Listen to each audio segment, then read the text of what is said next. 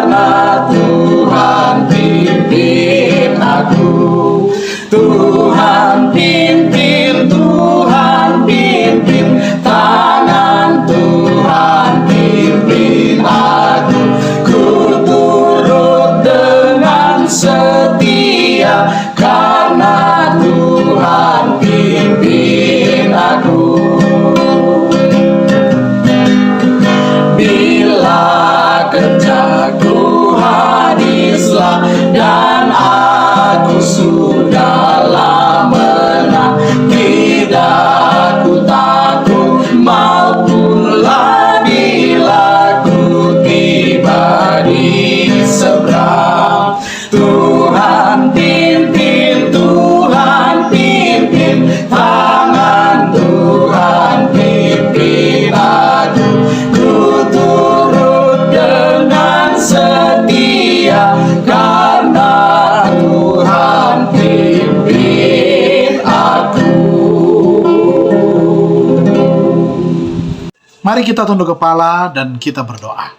Ya Tuhan, kami bersyukur dan berterima kasih kami punya waktu yang indah pada saat ini lagi untuk mempelajari firman-Mu. Diberkatilah kami dengan tuntunan kuasa Roh Kudus. Dalam nama Tuhan Yesus kami persembahkan doa ini. Amin. Renungan firman Tuhan pada saat ini berjudul Teladan Sempurna. Ayat tema, hendaklah kata-katamu senantiasa penuh kasih, jangan hambar, sehingga kamu tahu bagaimana kamu harus memberi jawab kepada setiap orang. Kolose 4 ayatnya yang ke-6. Penjelasannya, oleh usaha yang rajin, semua orang dapat memperoleh kuasa untuk membaca dengan lancar dan berbicara dengan nada yang penuh, jelas dan bulat, dan dengan terang dan mengesankan.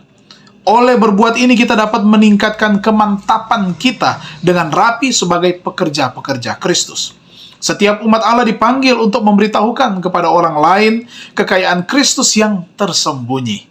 Oleh sebab itu, dia harus berusaha agar dapat berbicara dengan sempurna.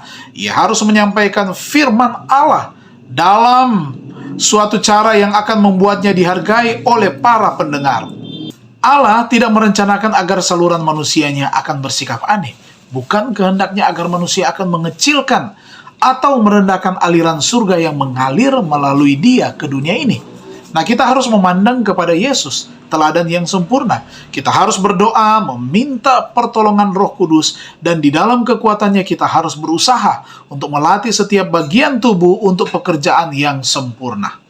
Hal ini teristimewa benar pada orang yang telah dipanggil melakukan pekerjaan untuk umum. Setiap katanya pendeta dan setiap guru harus mengingat bahwa ia memberikan suatu pekabaran kepada orang yang menyangkut kepentingan abadi. Kebenaran yang diucapkan akan menghakimi mereka pada hari besar penghukuman yang terakhir. Dan dengan beberapa jiwa, cara dari orang yang menyampaikan pekabaran itu menentukan juga penerimaan atau penolakannya.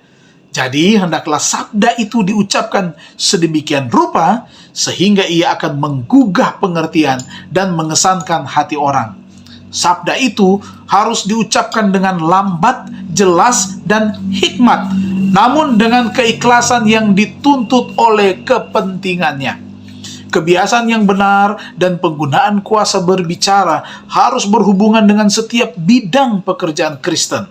Ini masuk sampai ke dalam kehidupan rumah dan di dalam segala pergaulan kita dengan satu sama lain.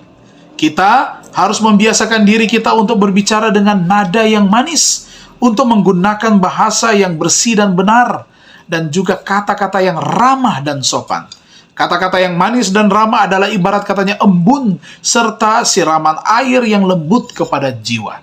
Dan kitab suci mengatakan tentang Kristus bahwa karunia dicurahkan ke dalam bibirnya agar ia bisa tahu supaya dengan perkataan aku dapat memberi semangat baru kepada orang yang letih lesu. Mari kita renungkan lebih dalam. Bagaimana Tuhan menggunakan suara saya untuk menawarkan harapan dan pemulihan kepada orang lain? Sudahkah saya mengabdikan karunia-karunia saya untuk Tuhan? Itulah perenungan firman Tuhan kita pada saat ini. Mari kita bersatu dalam doa. Terima kasih Bapa di surga, kami boleh belajar lagi kebenaran firman-Mu pada saat ini, dan ini memberikan tunjuk yang baik kepada kami. Yesuslah teladan sempurna kami.